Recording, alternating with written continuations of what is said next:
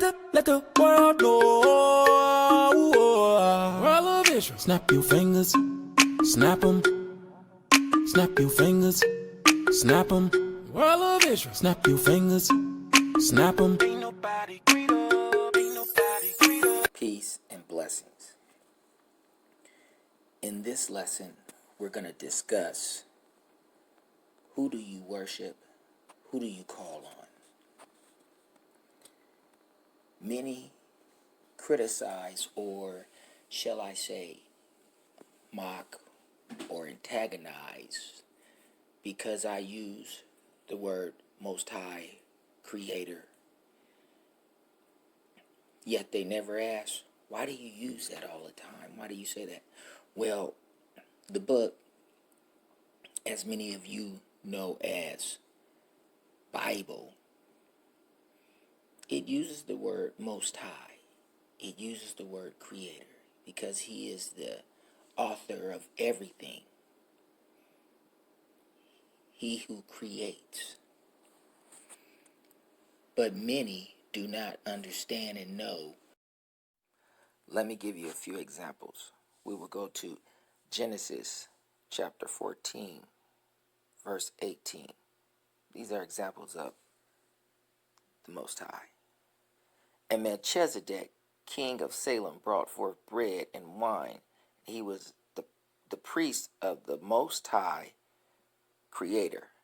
I don't use the word G-O-D, and I will tell you. Right here it says El, God, God-like one, mighty men, men of rank, mighty heroes, angels, God, false demons, imaginations, God, the one true God. There's that name, Jehovah. We're going to talk about that one. Mighty things, strength, power.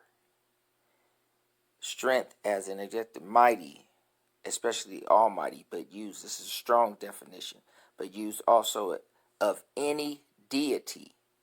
God, godly, great, idol, might, one, power. So it's a reason why I don't use the word G-O-D, which is D-O-G spelled backwards. Okay, let's just get another one, because Abraham knew that he was the Most High. And he blessed him and said, blessed be Abram of the Most High, Creator, power, possessor of heaven and earth. And he blessed be the Most High. Let's get another one just to bring some clarity to this. We'll go to Numbers 24 and 16. He hath said, which heard the words of the Mighty One, the Creator, and knew the knowledge of the Most High, Elon, Elyon, higher, upper, Davidic, king exalted above monarchs, highest, Most High, name of the Creator, they say God right here, of rulers, monarchs, or angels, or princes. Strong's definition, H from H 5927, an elevation that is objectively, lofty, comparatively, as titled, the supreme, most on high, higher, highest, upper, uppermost, the Most High. All right, so we see, and I'm going to just get one more. We'll go to Psalms 7 and 17.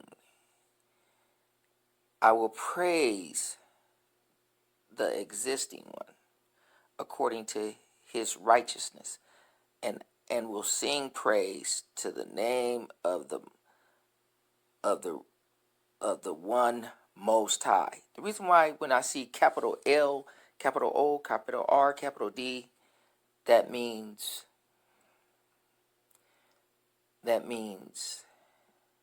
and we'll get into that, but we're going to go back to Exodus 3 and 13. right here, Exodus 3 and 13, and we're going to see, and Moses said unto, right here it has God, and we see that it's H430, and we have the word Elohim, judges, rulers, divine ones, angels, gods, plural, intensive, singular meaning. Plural, intensive, or singular meaning. God, goddesses, God like one, works or special possessions of God, the true God, God. Strong's definition, plural of H433, gods in the ordinary sense. Now we know the Most High Creator is not ordinary, but specifically used in the plural, thus especially with the article of the Supreme God. This is where they come up with this Trinity. They say in the Elohim means not just one God, but many gods. So you got God the Father, then they say you got God the Son and God the Holy Ghost. That's the New Testament Christian belief, which is further from the truth. Occasionally applied by the way of difference to magistrates, and sometimes as superlative angels, exceeding God, goddesses, godly, very great, judges, mighty. So this word G-O-D, which is dog spelled backward, could be many different things. Let's see. And this is why I choose not to use the word. I just use what the book says. The book describes the Creator as the Most High, and then he himself told us he was our Creator. And we will get to that.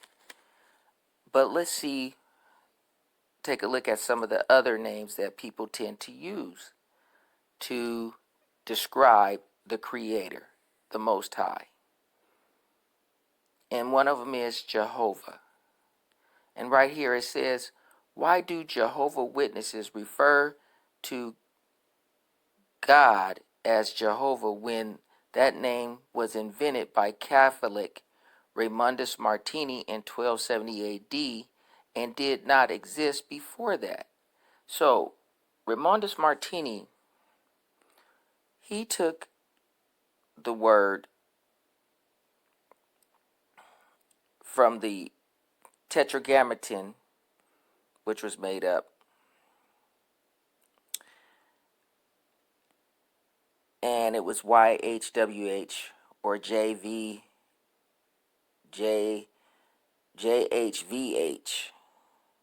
They say the answer is really simple. Once Charles Taze Russell passed away, Judge Rutherford needed something different about his organization to make it stand out, and he found it in an Arthurian occult novel that both he and Charles Taze Russell favored, called Ceola, later named Angels and Women at Judge Rutherford's urging, and published by the Watchtower Bible Tract Society.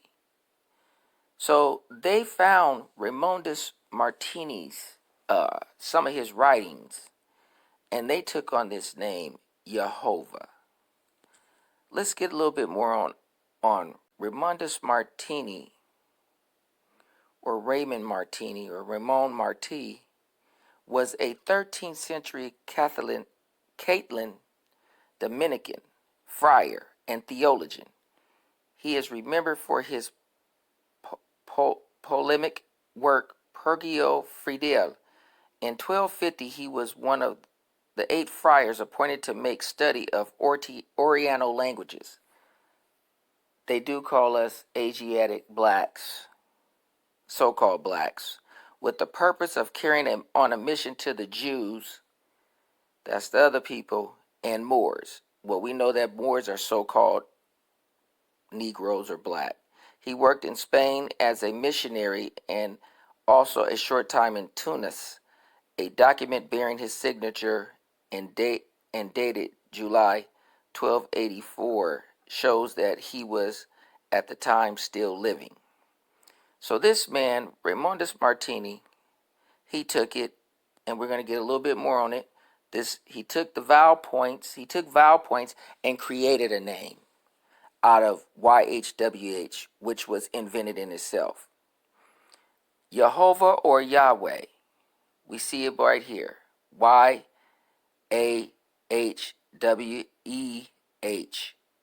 This is what they got. In the Bible, the God of Israel, Jehovah, is a modern mispronunciation of the Hebrew's word, resulting from combining the consonants of the name. They have here JHVH, which in the Tetragrammaton, it was YHWH, with the vowels of the word Adonai or Lord, which the Jews substituted for the proper name in the reading the scriptures. Not Israelites, but Jews did this. Some would call them small hats. In such cases, the vowels of the word which is to be read are written in the Hebrew text with the consonants of the word which is not to be read, because it was unpronounceable. They came up with a word that was unpronounceable. YHWH, you can't pronounce that, which they put that in there. We're going to find out where they got that from. The consonants of the word to be substituted are ordinarily written in the margin, but inasmuch as Adonai was regularly read instead of the ineffable name JHVH. So, where there was no J, so it was YHW. So Raymondus Martini, he took this and he added vowels to it in 1270 AD and came up with this name Jehovah.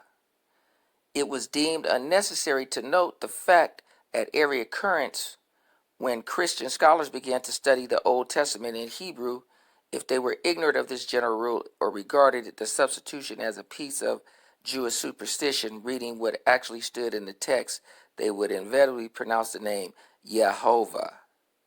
So they started pronouncing this out of superstition. You see, what is another name that they tend to use? Let's get it here in the book. Let's get it. Another one that they like to use is Yah, the other Egyptian moon god. Yah, the other Egyptian moon god. Once again, you hear this Yahweh, Yah.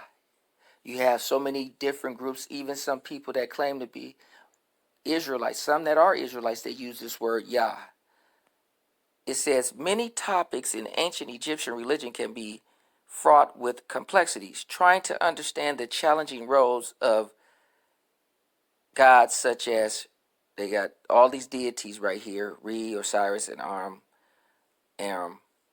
are difficult, if not impossible, with the limited text available to us today. However, there are none of these more difficult or certainty more conversational than the moon god Yah. Moon. It is interesting that the earliest reference of the name Yah referred to the moon as a satellite of the earth in its physical form. From this, the term becomes conceptualized as a lunar deity, pictorially anthropomorphic,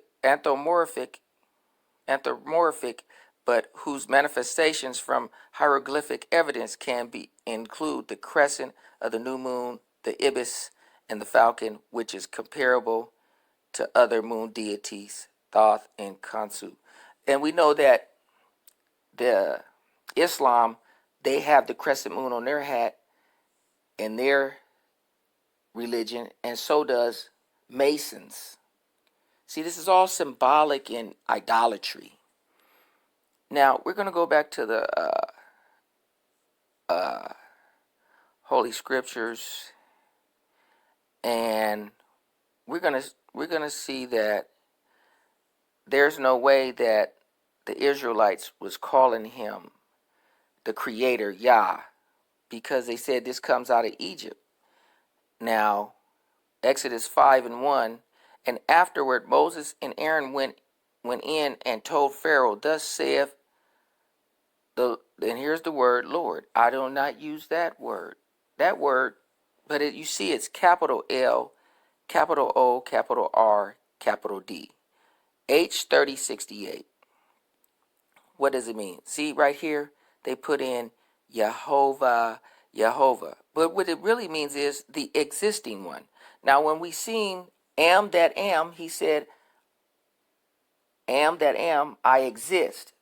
I exist before, I exist now, I exist in the to come, in the future.